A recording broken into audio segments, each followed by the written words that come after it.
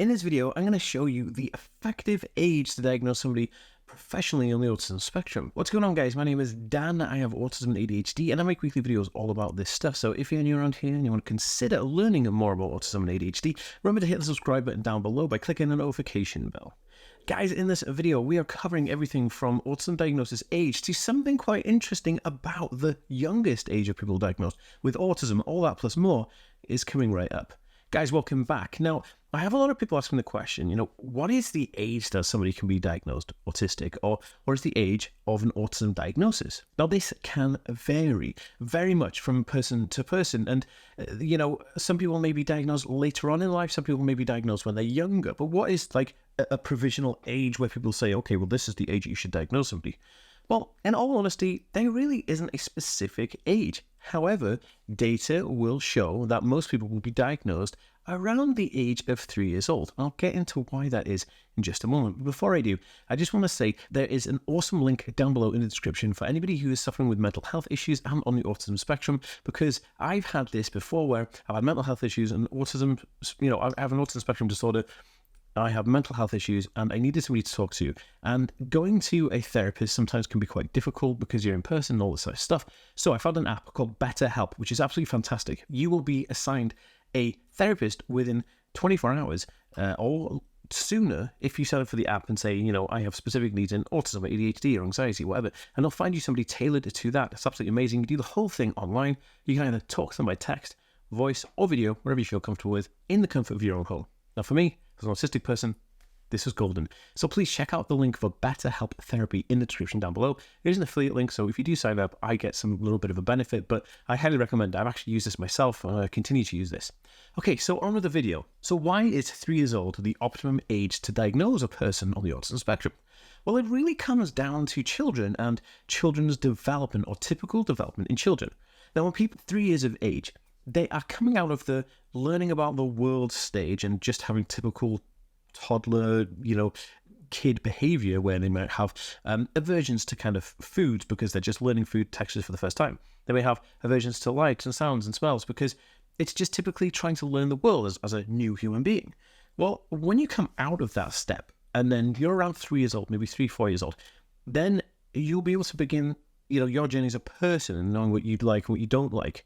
Now, if you're still having unusual behavior or odd-like behavior, which is similar to that of the autism spectrum, like extreme anxiety, a delay in verbal communication, because obviously before that time, you will have a verbal communication kind of slowly coming along, and people on the autism spectrum will have a typical development in that, gargling, burbling, and doing all that kind of like baby stuff, like cuckoos and gagas. But then, obviously, that then develops into somewhat of a language or cohesive conversation or cohesive, dialogue with somebody when you're about 3 or 4 years old. Now, autistic people who are non-verbal will have difficulties in this area. Even autistic people who are verbal, like myself, will still have a delay in the speech development. Now, speech and language is part of communication. Now, since autism is a communication condition or a disorder in communication, which means that the information going into an autistic person's brain and then getting translated into the signals that it needs to be, like somebody says something, your brain registers it, then you know what they've said, then you want to create something and send that back to them. This is a cycle of communication which is disrupted within an autism spectrum condition with a person with autism. So you can see how having a child of age 3 plus is going to be easier to have an autism diagnosis that professionally assessed within that moment. That being said, I have heard of, and I personally know people who have had their children diagnosed with an autism spectrum disorder, and they've been younger than 3. Actually, I'm pretty sure somebody I know was diagnosed at 18 months old. Now, this could be due to severe difficulties in certain developmental conditions where if they have a very high support needs autistic spectrum disorder, then that would display in itself quite young because they need extra support, and you'd know that something was developmentally unusual in that person. However, most of the autistic individuals diagnosed from, say, the 80s to mid-2000s would have been diagnosed later on in life as adults. And the reason for this is very simple. So there's a scale that I kind of come up with.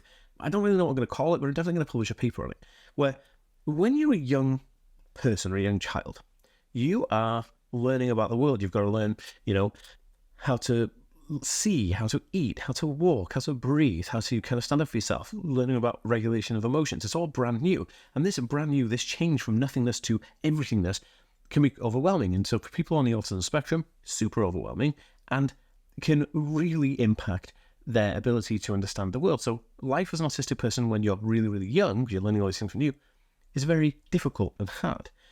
And then life as an autistic person when you're an adult is also hard, because when you're an adult, you're trying to, I've got mortgage, I have children, I have car payments, I've got a job, I've got a boss, I've got taxes to pay, all this kind of stuff. And that's all brand new again, so you're relearning stuff. There's a part in the middle of the scale where you're kind of like a teenager, where you've learned all the things you needed to learn as a child, as a human being, to breathe and to eat and stuff. And then you haven't got really responsibilities of being an adult. So you're just kind of coasting in the middle. And so life becomes a little bit more giving there. So you will see it. Most people, autistic people, are diagnosed when they're really young. And most autistic people are diagnosed when they're when they're older, right? Because when they're past the teenage years. And this is because of that scale I was telling you about. Now, I actually want to know, do you have autism and ADHD, or just autism, or just ADHD? Pop it in a comment down below. I'd like to know who's watching. Now, because of this specifically, you'll find a lot more autistic adults being diagnosed later on in life. And I actually interviewed somebody on my podcast who was diagnosed when they were 70 years old. And that was diagnosed professionally 70 years old, because she'd missed out, all of that time where she'd kind of been coasting through life. And then people forget about it. Say, oh, they're old and they're doing their own thing and they've got that going on, blah, blah, blah. And that really didn't help that person. And so they got to 70 years old and they were diagnosed with autism. So that's really an interesting kind of fact, that we have that scale where many, many, many teenagers to young adults, like really young adults, who don't have as many responsibilities as more of the aging population of adults, will be missed out of the autism diagnosis process. Now, this, to me, it is quite profound, because we now have target areas of, okay, we know how to diagnose, or we need to diagnose people between the ages of 3 and say 11, and we know how to diagnose people between the ages of kind of 25 plus, right? But what we really need to specifically look at is the autism diagnosis criteria that's affecting the teenagers in the middle. Now, some of the factors why teenagers will be missed off is because, where the parents would have been like, oh, little Jimmy's having struggles in this area, we're going to take him to see some assessments, but we didn't get anything, solid. And now he's like 13, 14, and he's playing on his bike, and he has like a friend, and he plays video games, and, builds Minecraft in the club. And so they kind of just say, oh, well, that was just him as being a kid. But what they don't realize is like, little Jimmy's kind of learned how to mask. And masking is a huge part of autism, where you learn to overcome certain social situations, or just pretend to fit in so that you can become normal in that situation. Now, these kinds of situations are very, very common, where, parents will be kind of like, yeah, you were kind of difficult as a child, or had difficulties as a child. And then as a young teenager, you're okay. I mean, a bit odd, but you're okay.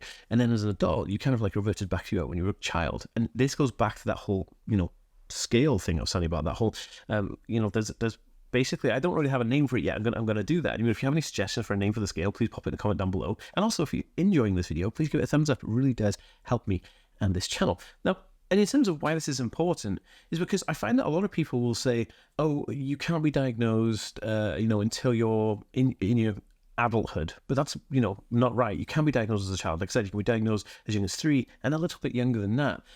And other people say, oh, you're an adult, you can't have autism, which is, again, a load of coswallop. And in Britain, that means a load of garbage. Because you can be diagnosed as an adult. I was diagnosed at 26 years old. So it's not a case of, only children diagnosed with autism or only adults. It's across the board. But you will find that big gap in teenagers. Yeah. Now, I think that this is very interesting. I think that people need to really embrace what I'm saying about this whole scale thing and really take that into consideration, especially if you were kind of seeking a diagnosis for a child who then became a teenager and you're like, okay, well, they're no longer autistic.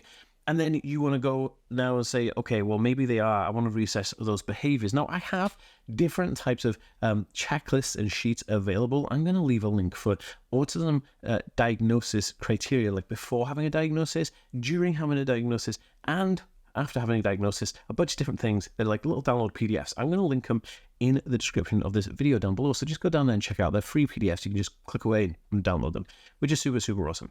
Now, guys, if you have anything to add, pop it in a comment down below. I'd love to know your opinion on these things. And if you want to watch more videos from me, definitely check out this video next to me, because I think this is going to be super awesome for you to get stuck into since you've watched this video. Okay, guys, I'll see you in the next one. Peace.